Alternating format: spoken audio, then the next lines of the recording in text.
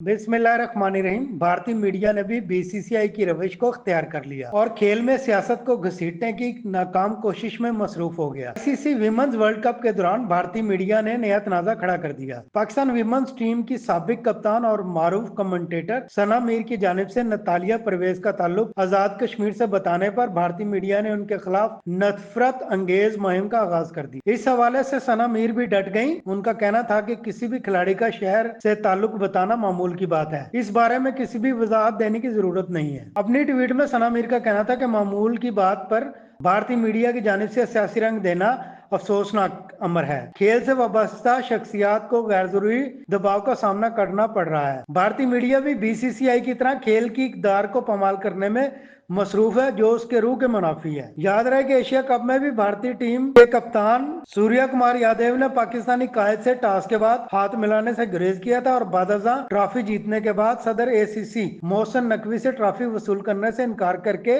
इखलाकी गिरावट का सबूत दिया था।